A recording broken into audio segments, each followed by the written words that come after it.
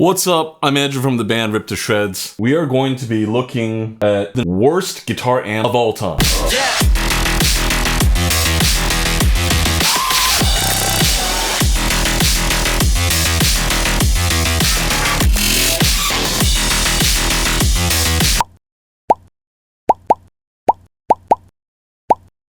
Followers of my channel will know that I am a big proponent of not spending a whole lot of time messing around with gear. Whatever you've got probably already sounds perfectly fine. Nothing represents that better than this supposed shitbox. I've mic'd it up with this Neumann 87 clone, which is like a $3,000 mic clone from Warm Audio. So this is $600. Large diaphragm condenser. It's very bright. A classic workhorse mic you'll find in any real studio. And then over here we have a ribbon mic. That's the Beyer Dynamic M160. Very smooth kind of top end. And over here we have the cheapest mic combination, pyle something. It's like a 57 clone. It costs 10 bucks. Brad from Ixius turned me onto them. Got them in this little Fredman clip. So it holds the two mics at a around 45-degree angle, most famously used by Studio Fredman on the In Flames album Clayman. One mic is on axis, that provides the bright sound, and one is off axis, and that's the dark sound, and you blend the two mics. If you check the audio settings for language, on the English language track, you're going to hear the 87. On the Indonesian language track, you will hear the Beyer ribbon mic, and on the Klingon audio track, you'll hear the Fredman Clip 57 clones. I told you this amp was insane. Of course, we got to start on the Insane channel.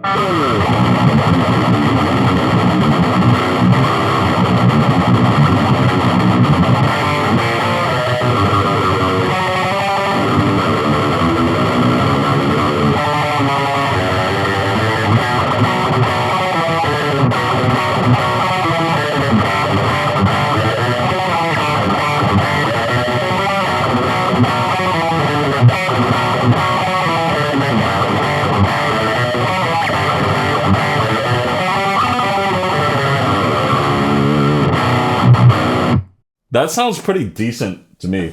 I'm a big fan of Ola England. I saw very early on a demo of a Marshall MG10 practice amp, and it sounded fucking huge. Maybe you don't need big, expensive tube amps to get a cool sound on a record. At the time, I had a Mesa F-Series combo. It's over there in the corner of the room. You might have seen it in other videos. Maybe in like 2011 or 2012.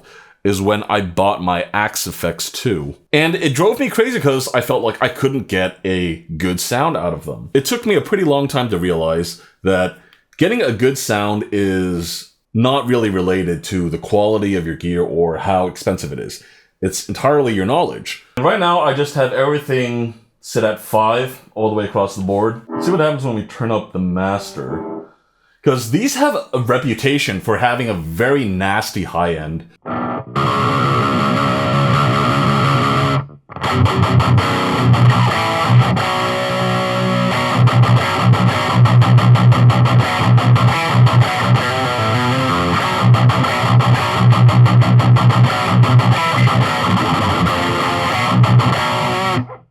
I mean, it gets kind of nasty and spitty.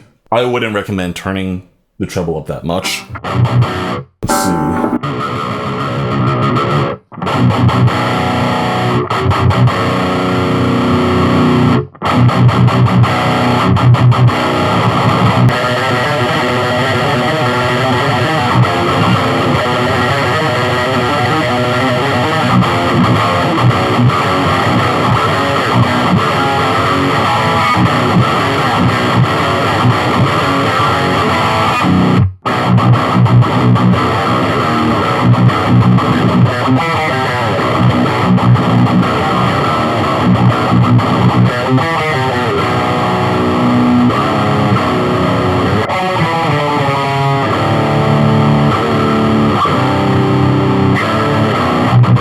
So there's definitely a point, if you try to turn it up, it starts sounding crackly and bad. So, no, you wouldn't be able to use this to practice with a drummer. Play around with the echo here.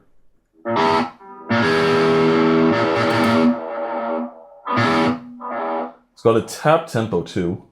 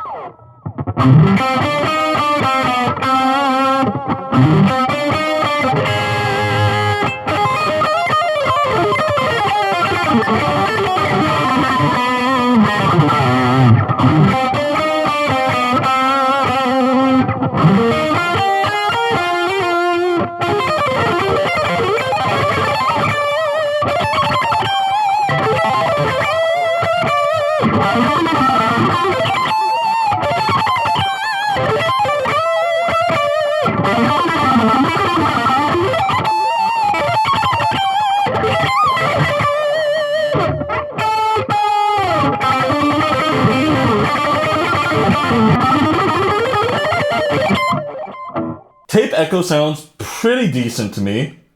Reverb. Generally not a fan of reverb. I like delay much more, but...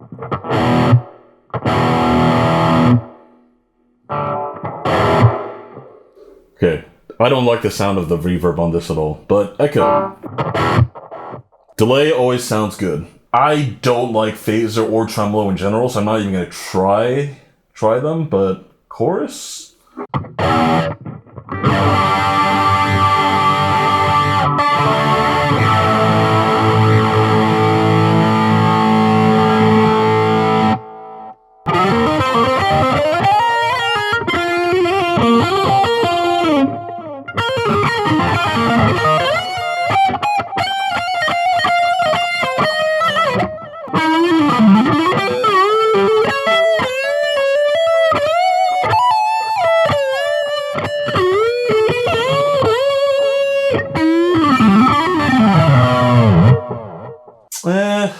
I'm just not a big fan of those kinds of sounds in general. You know anything about my music? I would be completely remiss not to turn on my HM2.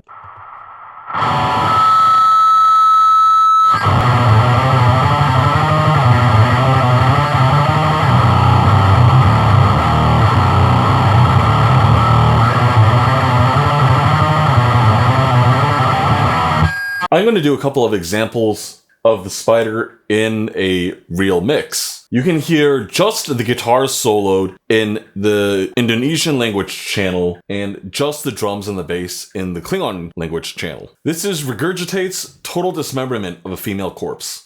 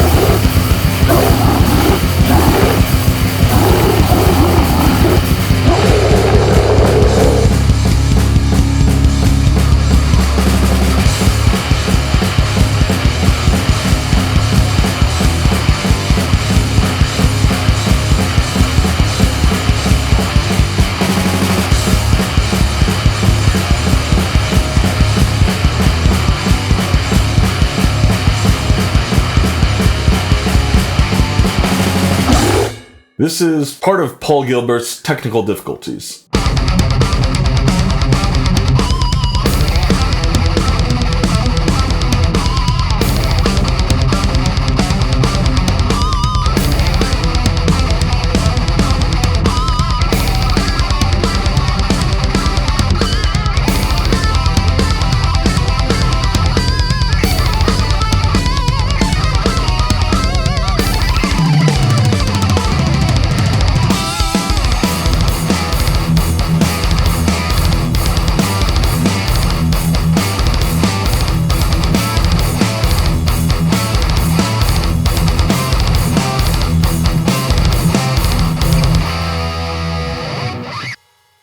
Okay, so what did we learn today?